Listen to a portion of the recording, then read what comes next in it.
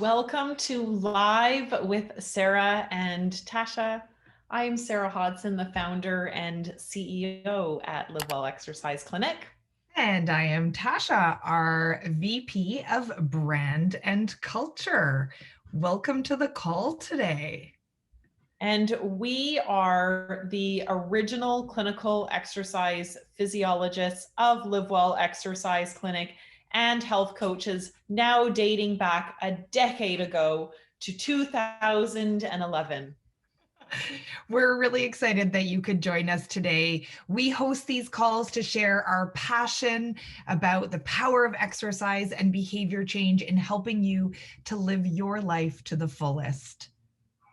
And as always, we love to connect with you and to meet our family across the country face to face on a weekly basis here.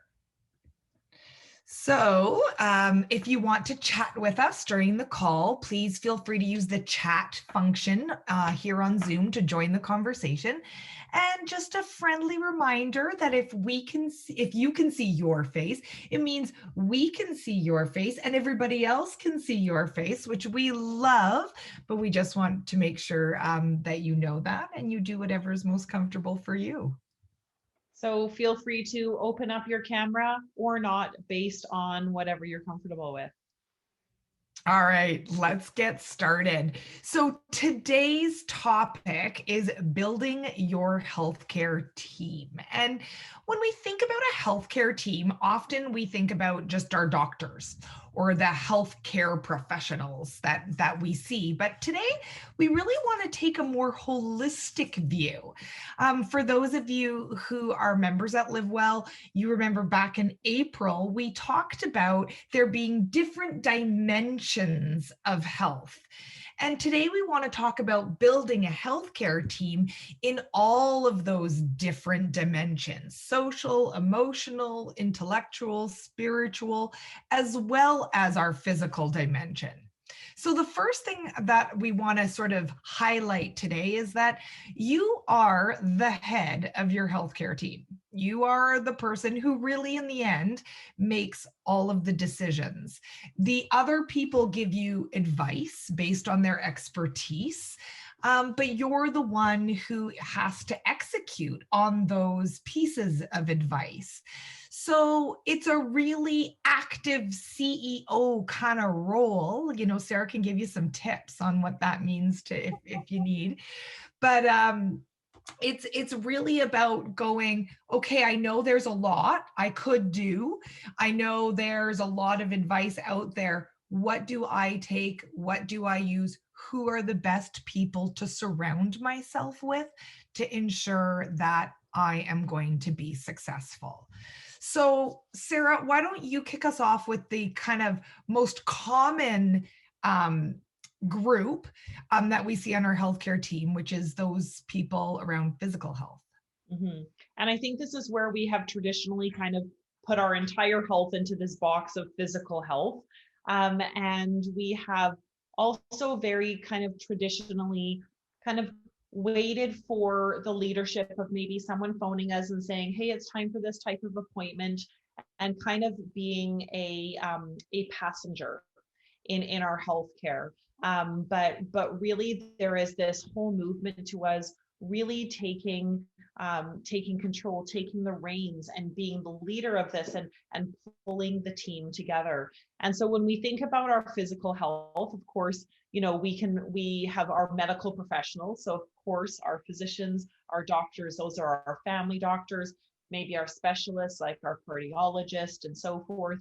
Our dentists are a really important part of our medical care. So other people you may see, chiropractors, physiotherapists, and then there's the nutrition component to our physical health. So that may be where that would be a registered dietitian, even a nutritionist, health coaches, and even friends and family members contribute to this component of nutrition. And a really important part, and you're not going to be surprised to hear this, I hope, of our physical health is exercise. I know I was leaving you all hanging there. Exercise. And, a huge component, obviously, of exercise for us in the Live Well family is coming to live well and taking care of our physical health through exercise. That's why you hear us say so often that exercise is medicine, because it truly is something that from a physiological perspective actually helps to make us healthier. This is also things like yoga, Tai Chi, and friends and family contribute to this dimension of our health.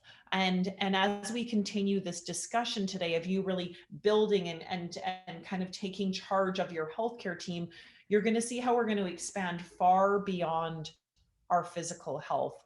But it really does start with us advocating and having a self advocacy perspective on our physical health and asking the questions that we want to ask and making an appointment if we feel that we need an appointment, and double checking and not being afraid to ask questions if we need more clarification, or if we don't understand something, or if we're simply not comfortable with a decision that is being made. We often hear the term getting a second opinion, and that's because there's a science and an art to all of this. And so where we may have an evidence-based decision, there's sometimes options or opinions within that. And so sometimes digging and getting some clarification will make you feel a lot more confident when it comes to your physical health. Yeah, Sarah, I love that, when we're talking about nutrition and exercise, often these are areas where people just try to go at it alone, right? They Mhm. don't seek out somebody to be on their team in Yeah. those particular departments. We kind of feel like eating and moving are things that, well, we should just be able to figure out on our own. After all, we can walk and we can chew. But it is important that if those are areas where you are struggling or you're not making the best choices, or that you just need more support to keep going with the great choices that you're making, that you reach out and get those people on your team. And sometimes we can be making good choices and we still need the support. Again, we always give that example of no athlete goes to the Olympics without their coach, and they are the best of the best in the world. And so never feeling like it's that you have to be kind of failing or doing poorly in order to need support in those areas, just because we may have good health, but we all still have a doctor, right? And so making sure that you bring us in as part of that team. Yeah, totally good point there, Sarah. And most of us are really, I shouldn't say most of us, our healthcare system really focuses on treating us when we're sick, right? Yeah. But if we actually get on top of it and do some prevention, that can make a big difference. All right. The next dimension of health is your social health. So we are social creatures, and fulfilling social life is a really important part of us all staying healthy. You only need to look into the newspaper or on the news, and you're going to see an article tonight, I'm sure, about how people are suffering during COVID because they're being robbed of their social connections. So people with good social networks are just more stress resilient, they have better self-esteem, and they in fact have lower cardiovascular risk. So it's not just about feeling good, it actually is important physically. So this is where we're broadening that definition of what your healthcare team looks like. But you need a group of people that you can trust and who can support you. And often for most of us, those people are friends and family, but they might be a support group. They might be something a little bit more formalized, something, at Live Well, lots of people say, I came to Live Well knowing I needed exercise. What I wasn't expecting was to get this real social community behind me. So it's really important to think about who is on your team that's contributing to Mhm. your social health, and do you need to build that team up, or are there team members that are no longer contributing positively to that team, and is it time to sort of cut ties with a certain social connection? So again, really thinking broadly about how your health as a whole and who needs to be on that team. We don't need a lot of people. We just need a few good people that we can turn to for support in this area. And that leads us to our next dimension, which is our emotional health. And man, has our emotional health ever been put to the test over this last year. Our emotional health, I really love how we've changed the discussion on this, that emotional health isn't about just feeling happy all the time, right? And the expectation for ourselves shouldn't actually be that we feel happy all the time. And if any of you haven't been able to catch it, and Tasha and I were just talking about this the other day, watch I think it's Disney Pixar, Inside Out. And it's just a fabulous, it's funny, it's easy to watch, but it's so fundamentally important for how we really understand our emotional health, and to understand that all feelings are okay feelings. Was it Disney Pixar, do you think, Tasha? I think it was Yeah. something. Yeah, it was. Yeah. Um, and but I think that, it's really about being aware of our emotions. It's more being aware of the triggers that bring on our emotions, and therefore feeling a sense of control in managing our emotions. Good emotional health, really allows us to cope with the challenges that come our way. And we've all had many challenges since March of last year. And I was just sharing on a women in business conference this morning about how, I've dealt with more anxiety personally in the last kind of 16 months than I ever have in my life, and having to learn how to cope and to manage that, and to know it's okay to be anxious, but now I know the triggers that bring it on, and I'm learning to manage it. But it took me the good part of a year to just be able to really figure that out, because it was so new for me. And so the people that you can build on your healthcare team to support you in your emotional health are, of course, people like counselors and therapists and psychologists and coaches. And I think that it's becoming a lot more kind of mainstream and acceptable and normal to, again, work with these individuals, not necessarily when things feel like they're going horrible, but to be preventative, to learn to cope and to manage, because the reality is we all have these emotions, and we all have to learn how to cope with them. But this even includes your very trusted friends. And obviously for me, Tasha is a very trusted friend. And I often said in the first 3 months of COVID that I never would have been able to cope every day if it hadn't been for Tasha, and seeing her face on a screen every day. I won't get emotional. I will keep going on. And turn into two blethering idiots on the right, call here. That won't be very productive. but we're real people. With real emotions. Exactly. And of course, our family support can be people who really support us in this area. And again, this is really where our Live Well community comes in.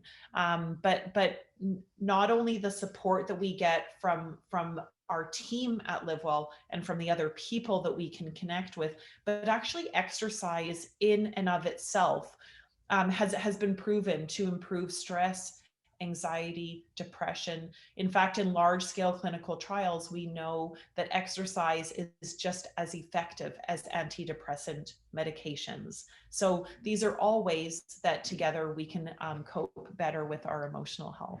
Yeah, I love that you said that, Sarah. The part that, a lot of us, again, this is an area that we feel like nutrition or exercise, we should just be able to figure this out on our own. Mm-hmm. And that isn't the healthiest way often to do it. I was speaking to somebody in my personal life recently, not Sarah, that, I said, well, maybe. You're supposed to tell me everything, Tasha. that I said, well, maybe you should go speak, or it was somebody about their child, maybe you should go have him speak to somebody about that. And they said, oh, well, my husband really isn't comfortable with us speaking with people. We don't need that. And I think that's really a stigma that we have to try to break through. Many of us grew up or were taught that, we don't talk about our emotions. There's no need. You kind of zip up and soldier on.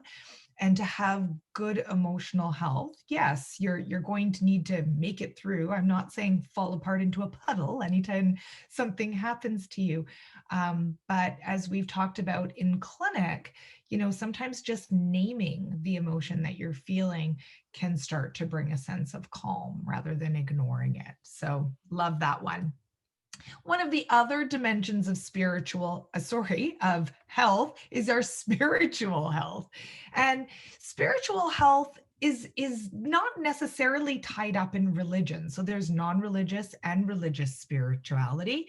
And it's really a connection to some sort of value, purpose, and meaning in our lives. And we know that when we have this connection to values and purpose, that it helps us manage stress. It helps us become more stress resilient or more resilient overall. And I just read an article yesterday that actually said people who have a greater connection to purpose are more likely to exercise, and vice versa. That having a regular exercise program actually does also contribute to your sense of value and meaning. So it's a double kind of a two-way road there. So again, we see a change in physical well-being through that exercise, but we also know that there's a mental and emotional well-being around that as well. So, that can be things like mentors, spiritual teachers, or leaders. For some people, it's getting out in nature. Maybe nature is the teacher, or the guide there. Meditation teachers, something that speaks to you, that helps you feel connected to your values, purpose, and meaning. I heard Sara talking earlier about a coach, life coaches, health coaches. A good coach can really help you connect to your values, purpose, and meaning. And if you haven't taken time to do a health vision, I really recommend that you do. You can learn more about health visions in the health mapping course that Sara and I put together, or in your Live Well lessons, because that health vision is really about identifying those values and purpose and meaning and connecting that to why you exercise. But it can definitely be a launching pad to looking more into an area like spiritual health. And the last dimension is our intellectual or our cognitive health. And this is really kind of around keeping our minds sharp. And as we age, it becomes more and more important. Learning should really be a lifelong process if we want to continue to keep our minds sharp as we age. And so challenging our minds to think and stay intellectually active is really a great way to keep our brain healthy. And there's just so much research that's come out even over the last decade on this. And as much as any kind of learning is good for our health, we actually know that exercise is a really good and strong contributor to our cognitive health.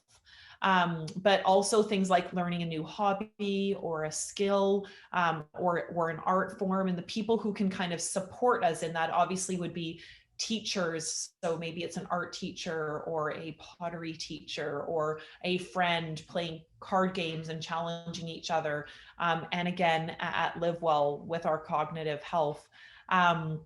For those of you who may have spoken with me more or been on more of our live episodes, I ride horses, and I use that to keep my mind sharp. It's an activity that I'm constantly being challenged at. I'm being a little bit pushed out of my comfort zone. I'm learning new skills, and I've always kind of felt that my engagement with kind of continuing to push myself forward with horse riding is something that I hope I can take with me for decades in order to keep my mind sharp.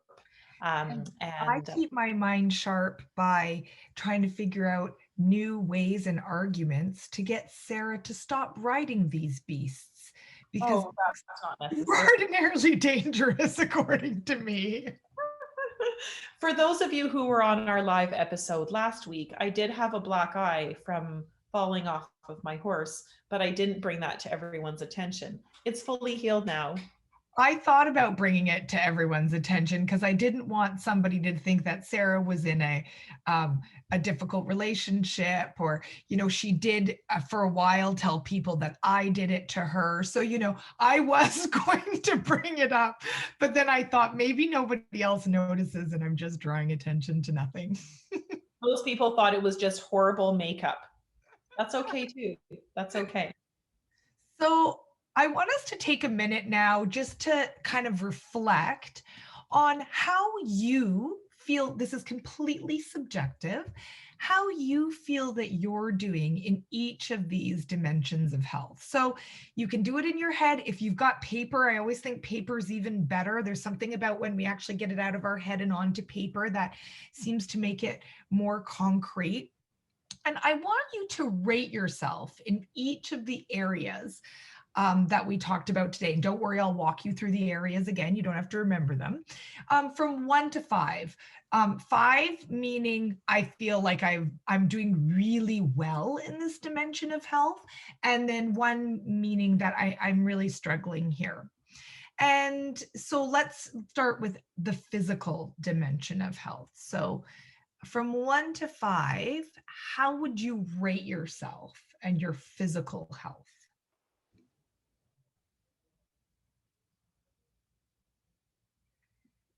I know sometimes introspection is hard, right? Sometimes.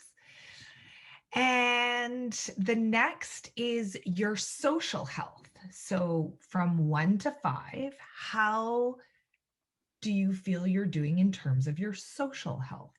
That's a tough question during COVID. But answer it in this moment rather than, 16 months ago. And next we have your emotional health. How would you rate your emotional health from 1 to 5? So again, your ability to sort of cope with the emotions that are coming up in your life. It's not about being happy all the time. It's coping with the good and the bad.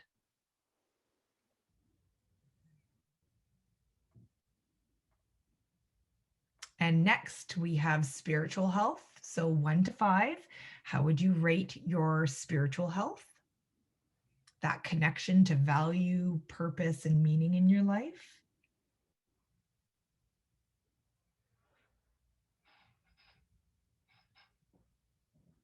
And finally, your intellectual health. So, are you learning new things? Are you keeping your brain active? Or do you find that you've fallen into a bit of stagnation there?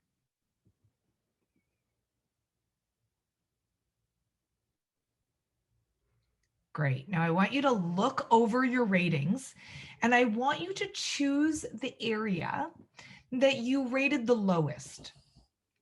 And then I want you to think about if there is any way or who could you include on your team that could give you some support in this area. So how could you beef that team up? Maybe you don't need new people. Maybe, like Sara said at the top of the call, that you just need to connect with those people more, the people you already have on that team. Maybe you need to reach out to a friend or a teacher or mentor. Maybe you have to make that appointment with that specialist that you've been putting off. Think about how you could, and then from there, make a step, one step in that right direction to build up that area, either by reaching out and adding to the team or connecting on a deeper level with somebody who is already part of your healthcare team, remembering that there's all sorts of different people that are involved in your health and wellness.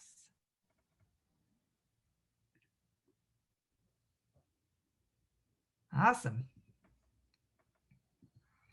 So, any questions that we can answer for you? Let's see if I can see the chat this time. Any questions we can answer for you about your healthcare team?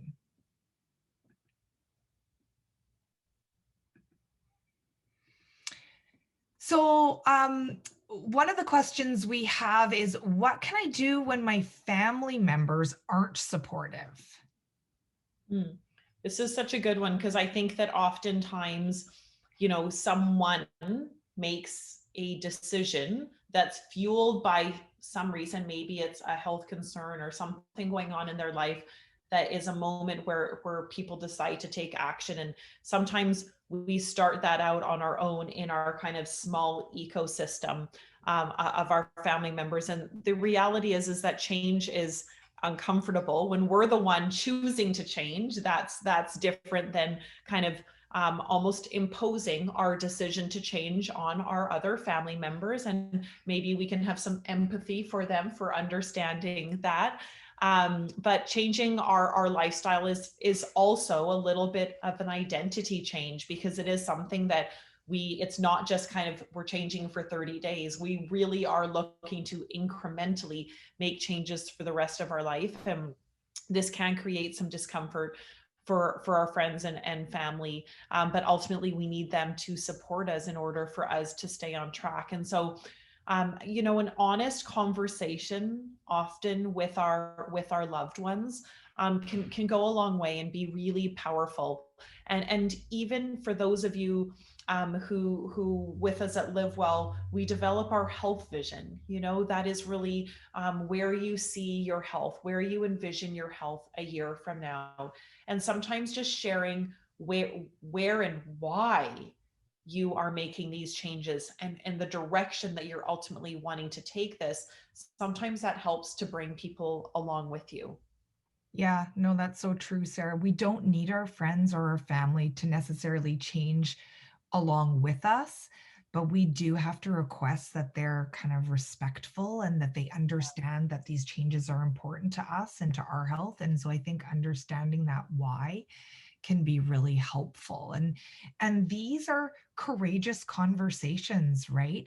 I think our quote in the clinic this week is from a book called A Boy, a Mole, a Fox, and a Horse. Is that this week, guys? Yeah. And it says, what is the bravest thing you've ever asked? One character asks the other, and he says, help. And sometimes asking our friends and family for that help, it's an act of courage, because we're switching things up. And how many times have I heard somebody say, I told my husband that I don't want to eat ice cream anymore at night. I know this seems like a fluffy example, but I don't want to eat ice cream anymore at night. And he says, sweetie, you look great. I love the way you look. Just eat the ice cream with me. And then I hear, well, and then I feel badly because, it was such a kind thing to say. But if somebody really understands the why, it may be easier to have them come alongside with you. So asking for people for help and telling them what you need from them, I think is takes courage, but is usually what needs to happen in this situation if you don't want to be sabotaged. And sometimes friendships, sometimes as you change, friendships change. If it was somebody that you were always going out and eating and drinking around and you're trying to change your diet, you may find that, well, we have less in common than we used to, for example. But I'm not suggesting you cast aside your family members for for a healthier, active lifestyle. But I have talked to Live Well members that have said, what, I've decided to leave a relationship because I started exercising and that led to more self-esteem. It led to a stronger emotional health and resilience. And I realized that I've been in a relationship that is not supporting me, and I need to exit it for my health. And so it can be very powerful like that. Mhm. Yeah, Oh, and I think that, you know, when we really look at, when we choose to make a change, we may be asking someone else to make a change indirectly that they're not willing to do, or you know, even in Tasha's example of the ice cream, you know, the reason the person was less supportive because it was actually in indirectly asking them to make a change, or asking them to confront the fact that maybe there was something that they needed to change, right? So or maybe, yeah, maybe they start feeling bad about that behavior, exactly. right? Good point, Sarah. Yeah, exactly. What we often see at Live Well, which I think is just really, really encouraging and inspiring and interesting, is that when people do decide to make these changes, and we see someone start at Live Well and they start to coming to their sessions, and they stay committed and they start to feel better, that their spouse or their other family members start to see the positive results, the positive feelings, the positive changes in all of these dimensions of our health. And oftentimes, then we see the family members join with the original member that started. And we have entire families that come to Live Well, a mom, a dad, and their grown children, who the grown children might be in their 30s or 40s. But then they're all coming to Live Well. And I think that that really shows that somebody really kind of trailblazed the way for that family, and really committed, and eventually other people come along. So that's the upside of it. So what to do this week to live well? Well, we want you to think about your team. Who is cheering you on? And maybe who's dragging you down? And who can you enlist to help you to continue every day to live well and to make those healthy choices? And feel free to connect with your coach here in the clinic, or through email whenever you are struggling. And please continue to inspire yourself by sharing your wins with your coach, with your team, and even in the clinics here. I think it's so magical when we see people share their wins, and it inspires other people in the group. And of course, don't forget to log into your member portal and set your weekly practice plan for the week. What does the week look like? What are the 1, 2, or 3 things that you're going to work towards that ultimately lead to your health vision? And of course, don't forget to make a date with exercise. You already have those exercise sessions booked. Showing up to them and completing them is a success in and of itself. Yes. And don't forget to subscribe to our YouTube channel to catch all of these episodes if you miss them. We want to thank all of our members for joining us today. If you're watching this replay and you're not a member at Live Well, we invite you to be our guest. We'd love to meet you in person. Visit us at livewellclinic.ca to learn more about how we can host you as a guest in one of our clinics. And Sarah and I will be back again next week, same time, 12 p.m. Pacific, 3 p.m. Eastern. And we are going to discuss rewards, healthy rewards. We won't be giving away free trips to Hawaii. I'm sorry. We would have if there was no pandemic. We would have, but it's this darn pandemic that stopped us. You get a new car. You get a new car. You get it. One day we'll be able to reward you like that. But we'll talk about more practical rewards that you can get, that you can use, and why rewarding yourself is so important. Thank you, everyone, for joining us, and see you next week. Thank you.